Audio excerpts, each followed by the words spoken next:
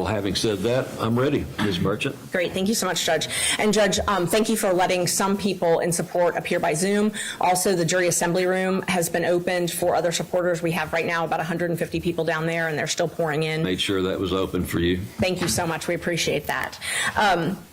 Judge, we are here because the state has accused Mahendra Patel, and he goes by Mick, but Mick Patel, of, at first it was kidnapping, and then it moved to attempted kidnapping. So he was arrested on March 21st of 2025 for an incident that allegedly happened at a local Walmart on March 18th.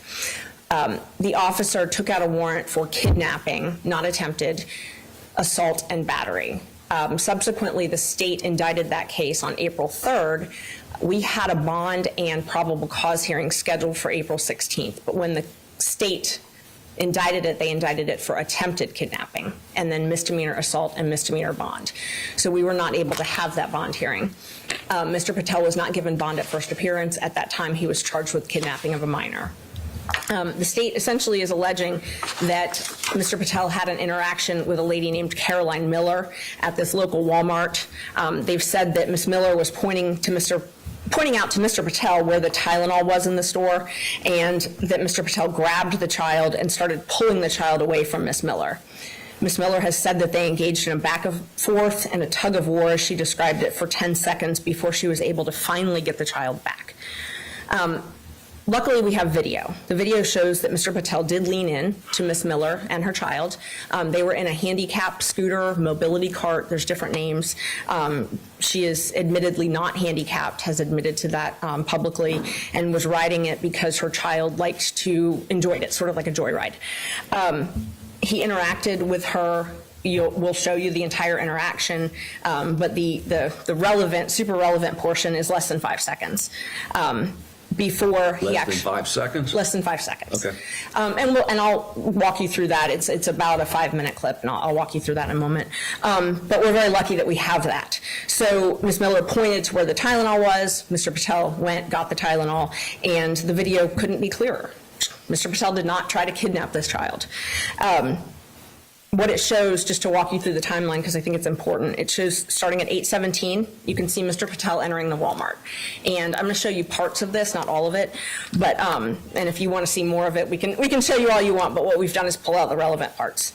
So he enters the Walmart at 8:17, then at 8:18, you can see him enter the pharmacy area, and then you can see at 8:19, he's looking for the Tylenol. So, and at the same time, he had his cell phone, and he was actually texting his daughter, who's here, because he cares for his 86-year-old mother, who has osteoarthritis and requires a special kind of Tylenol. So it was this rapid-release gel Tylenol. He was trying to find it, and the daughter who was helping him, the daughter who also has cared for the mother, actually sent him a picture. So we've actually asked for the cell phone to be returned because we wanted that evidence, but the state, when we asked for it to be returned, they took out a search warrant for it, so it's still in their custody. But we've seen those, and so we know that he was texting about this Tylenol. The first interaction that he has with Miss Miller is at 8:21, and that's the first time you see them. She's in this scooter. He's got his hands in his pockets. This is what I'll call the first interaction. Then you see her sort of puttering along in the mobility cart, and you see her sort of clip the corner. There's an end cap display case. Sort of clip the corner of that end cap display case, stop, and at 8:21 and 45 seconds is when you see Mr. Patel lean in. And what we've talked to the witnesses and how it's sort of been described by a lay witness was like a father, like the child's reaching for Mr. Patel like a dad, like if you walk up to a baby and they reach for you. And Mr. Patel leans in and reaches for the child like a father would, is how it was described. Mr. Patel offered to hold the baby while she got up to show him where the Tylenol was, to point, because she's trying to point at that time. And he believes fully that she's handicapped, and she's got 2 young children. One is actually at her feet. So it's this mobility cart with the basket that you're supposed to put groceries in, and then one child's actually at her feet, and the one's sitting on her lap. Thinks that she needs help. He's been described by many people as a very friendly older gentleman.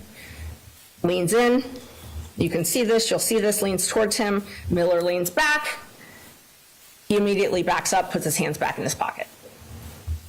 You see him back away. at 8:21 and 51 seconds, put his hands back in his pockets, and she actually continues to stand up, point out where the Tylenol is, and he continues to walk towards the Tylenol. At 8:21 and 57 seconds, you see him leave and go to the Tylenol. Then, less than 5 seconds later, you see Miss Miller back up. She actually backs into the display case at this point. The display case visibly moves.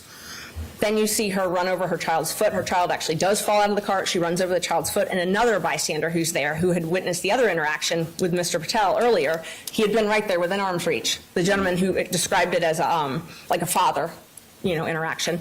That gentleman jumps in and grabs the child because the child's foot is sort of under the mobility cart. At this point, that gentleman, and his name is Mr. Leyva, he's on the warrant, so that's public record. His name is Mr. Leyva.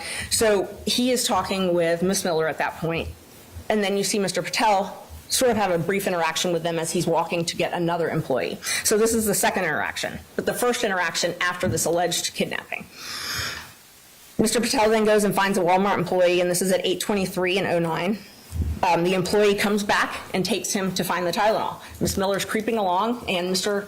Patel and Miss Miller Mr. Patel and this Walmart employee walk past Miss Miller in the mobility cart. She says nothing.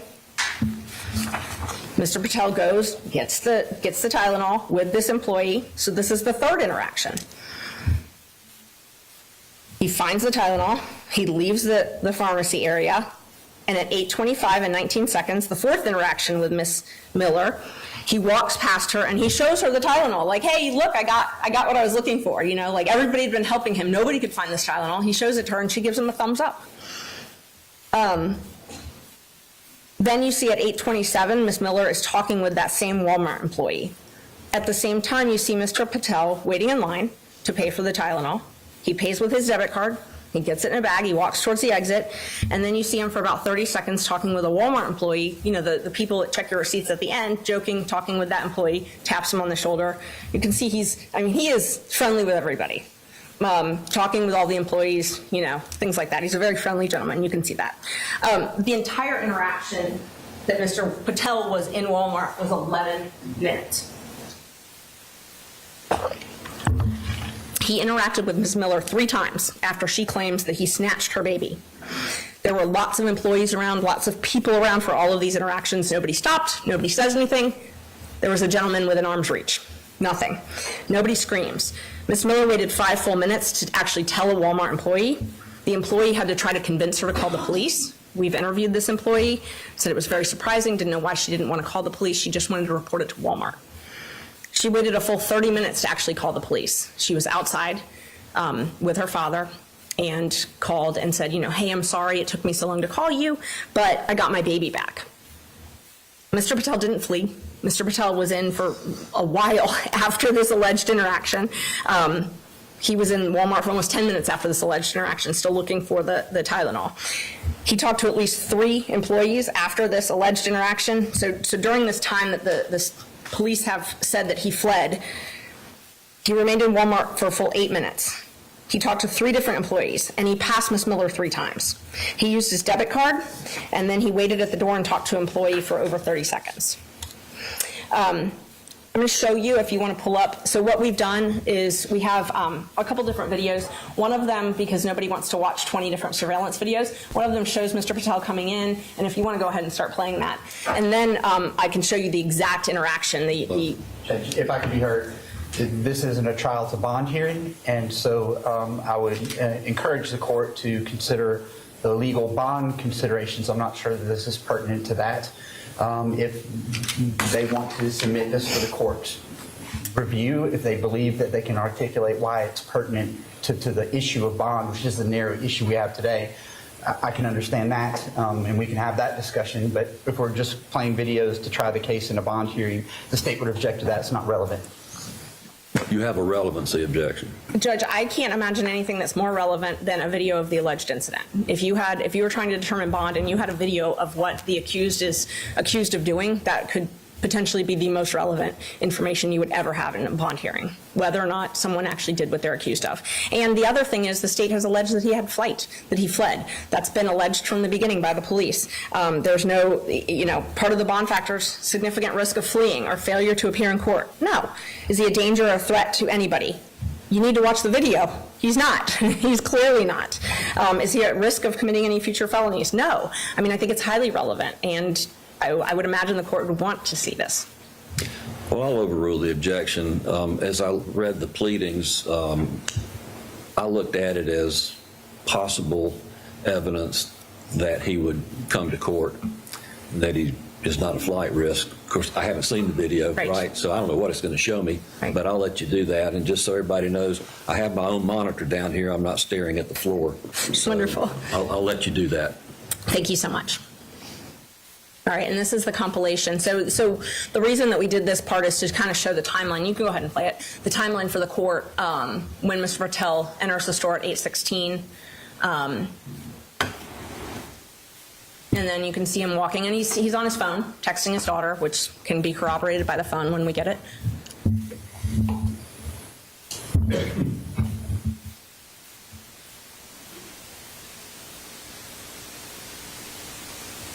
Now you see him, he's walking to the pharmacy section. This is the pharmacy section.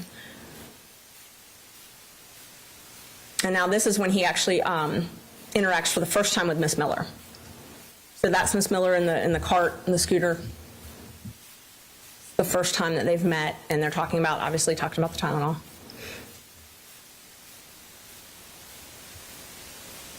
And so the gentleman, you can see a gentleman in an orange shirt behind them. That's the gentleman I was talking about. That's the witness. His name is Mr. Leyva.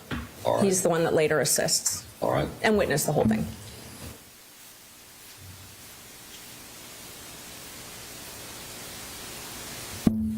So this is the other view, so you can see how close Mr. Leyva is. And behind this display cart is that's when you can see the beginning of Miss Miller's cart. So the incident, the alleged incident is happening now. Here's the other view of it, flipping back so you can see both views. That's the alleged incident right there.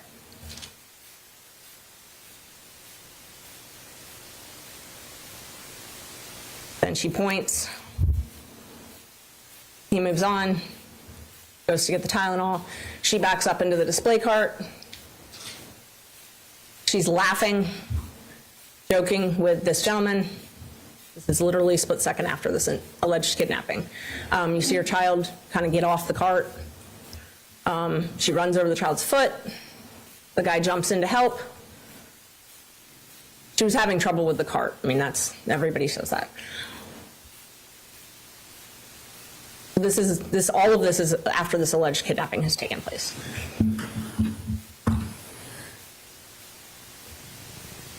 There's Mr. Patel entering the video again. You see him walking past. He talks with this guy that's witnessed this alleged kidnapping. Miss Miller's right there, doesn't say a word. She's puttering along in her cart. He's chatting with this gentleman, asking about the Tylenol.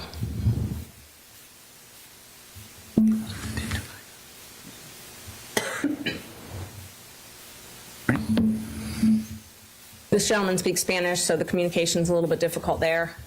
Mr. Patel goes to try and find a Walmart employee. He walks past Miss Miller again. There's that other interaction I mentioned, the third interaction, walks past her to find a Walmart employee. Again, this is all after this alleged kidnapping, so, he's not fleeing. He's going to find another employee. There's the employee walking him back to the Walmart pharmacy to show him where the Tylenol is. So you can see Miss Miller puttering along in her cart in the back of this video. This employee shows Mr. Patel where the Tylenol is.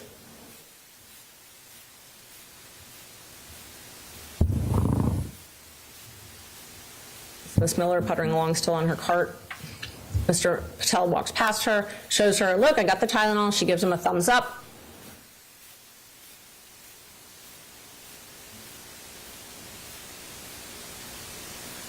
He keeps going.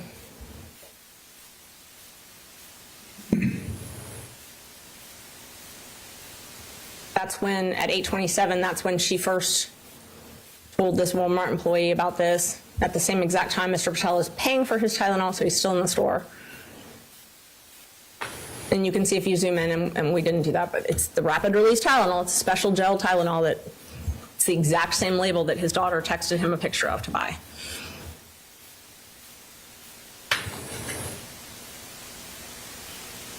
And Mr. Patel has no medical background. It's not surprising that he's asking his family for help. His wife's a doctor, his daughter's in medical school. So, I mean, it's not surprising he's asking for assistance with this.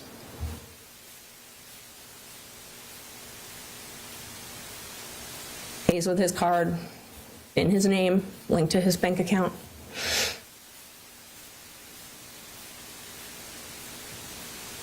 Him talking with this employee on the way out. Complete opposite of fleeing.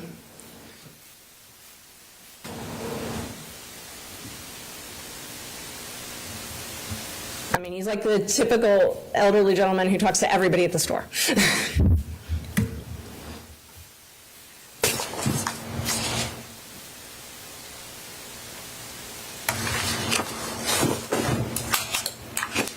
And then he leaves, 8:28, 8:29, he leaves.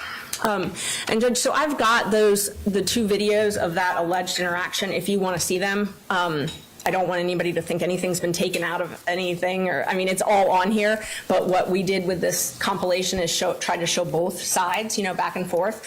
I don't want to take up the court's time needlessly, but we have those. We're ready to show them.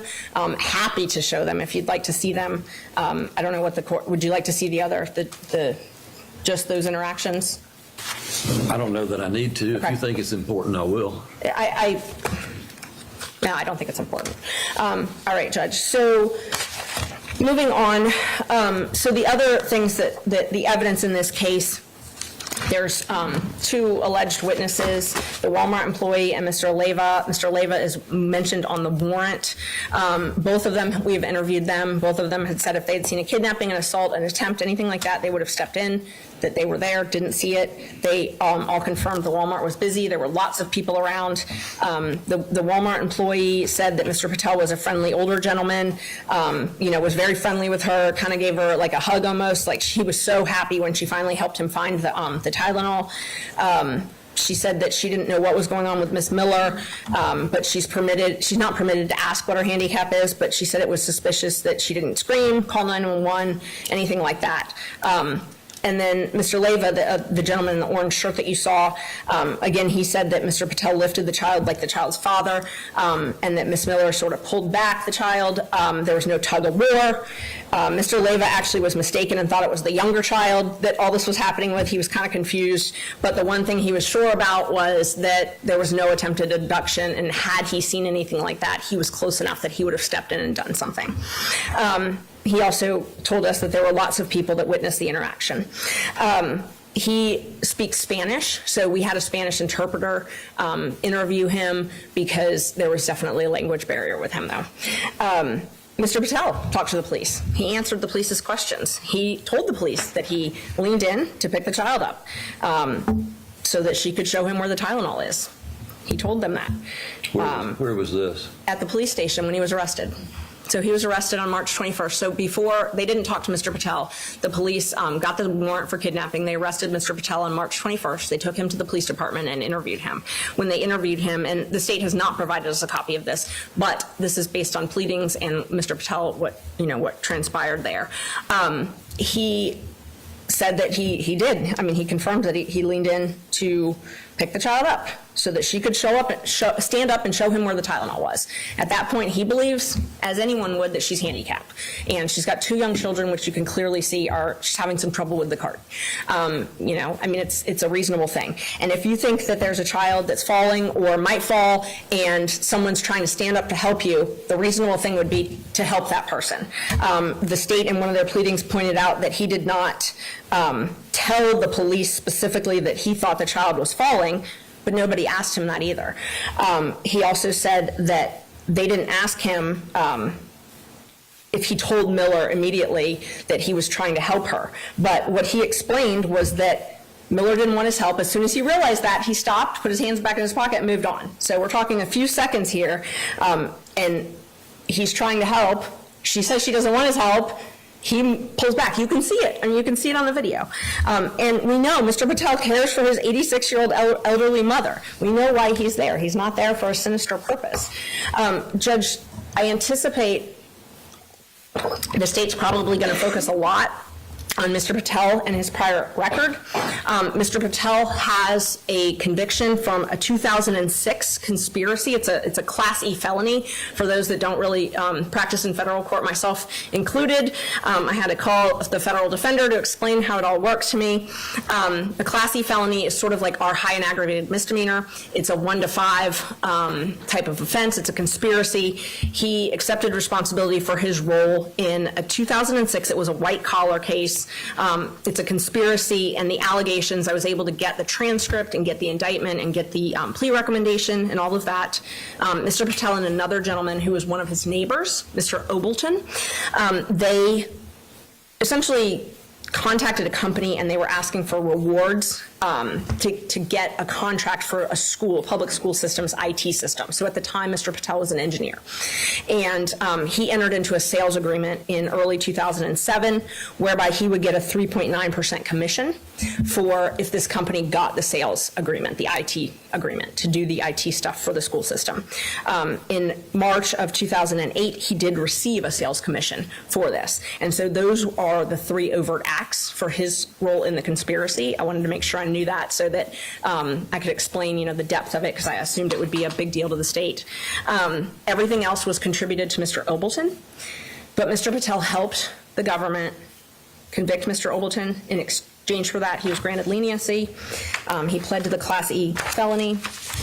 It's considered the least serious of all federal crimes. He paid all of the money back, not just the money that he gained. He actually paid Mr. Obleton's money back also, and the case was terminated early. So we would actually submit that that shows that he is in compliance with court orders and helps with bond, because not only did he pay what he owed, but he paid what Mr. Obleton owed the government back.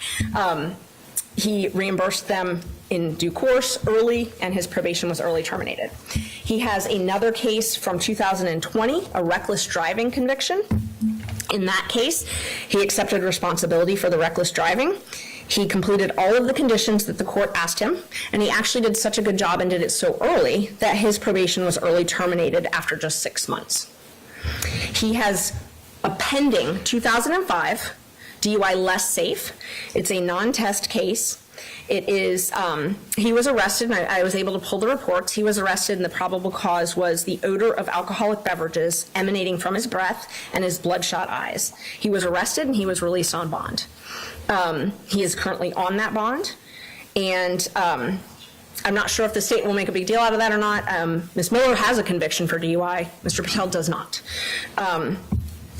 But again, he complied with that court order, early terminated, did a great job. I want to talk a little bit about one thing I just want to point out before moving on, because I think it'll save us some time. The state had mentioned to us that they wanted some type of a protective order for the discovery. We've not been able to get discovery in this case. The case was indicted April 3rd. We opted in on April 7th. We have asked repeatedly to get the state's file. Mr. Merchant tried yesterday. He was supposed to go and review the open file, was denied access to that. They said they're copying it, so we should be getting it, but one of the issues was they want to make sure that we don't disseminate any witness information. We have not disseminated witness information, and we will not be disseminating witness information, although that information is already out in the news. And it's not surprising. There's quite a bit that's out there, that's public. Ms. Miller did quite a few press conferences early on in the case, press interviews, and obviously we have done that in response, but her information's out there. There's a lot of public police reports involving her that has her address. And so we are certainly not providing that to anybody. We will agree not to provide it to anybody. We already have it and haven't provided it to anybody. But I know the state's concern was over witness information. We haven't released it. We wouldn't release it, but it's really not hard to find. There's over 20 police reports in the last 7 years involving Ms. Miller. It's not hard to find this information. I don't know how that's relevant to the bond motion that we have today, Judge, so I would object to that. It's relevant to the protective order. And I'm sorry, I was deviating for a moment just on the protective order, but I can save that and argue that separately. All right. Okay. So as far as bond, the last thing I wanted to point out to the court is my client's ties to the community. Judge, my client, he's got friends. He actually has friends here that he grew up with and went to high school with in India that have flown in for this bond hearing. They're here in this courtroom. We have over 100 people in court. We have over 150 downstairs. There's a lot more online. He's married. When he first came to this country, he went to school in Ohio. He got his master's in electrical engineering. His wife went to medical school in Ohio. They both graduated from Cleveland State, and they've been married for 31 years. They had their first daughter when they still lived in Ohio. They moved here. They have lived here in the Harrison High School District for 21 years. They own their home in West Cobb. They were zoned for Harrison, but both of his daughters went to the magnet school at Kennesaw Mountain. They both got full scholarships and graduated from Georgia Tech. They're both in graduate school currently. One is in medical school and one is in MBA school. He and his wife are now retired. They own property and they manage that property. Quite a bit of property. He's the caregiver for his 86-year-old mother that lives with him. His wife is here. One of his daughters is here, the one who's in MBA school. The daughter that's in medical school was in the middle of finals and is available on the Zoom. He is very active in his community, as I'm sure the court can recognize by the outpouring of people that are here to support him. He is active in the Kiwanis Club. He's a board member of the Lost Mountain Kiwanis Club. He is active at Read Across America and a program called Terrific Kid Program, where they actually go and read to children at North Cobb High School, children in need, children who have developmental disabilities, at Mount Perrin, and also at Due West Elementary. He's active at his temple in Cartersville, the Sharim Temple, and there's members of that community here in support as well. He has, at this point, before, as of 9 a.m. this morning, 46,000 signatures on a petition supporting his release. There's been letters written in support of his release from the South Asian Bar Association, the Cobb County Democrats, the Cobb County Republicans, the Hindu American Foundation, local medical providers, and I could go on and on. I honestly can't keep up with all the people that have reached out in support. He has members of his family here, his wife, his daughter, uncles, aunts, cousins, friends, schoolmates, members of the community, his neighbors. His neighbors have contacted us multiple times and just can't believe that he's in jail. His house is the house where the bus stop is, and all the kids like to wait for the bus at his house. And so he's got neighbors here in support of him, just a lot of community support. So, Judge, we would ask that you release him on bond. How old is he? How old are you? 57 years. 57. I was going to say 56. I forgot. He had a birthday 2 weeks ago in the Cobb County Jail. So he is now 57 years old. He's been in the Cobb County Jail for 6 weeks without a bond. And we would just ask that you release him on bond, Judge. And if there's anything else you want to know about him. In what amount? $10,000, please.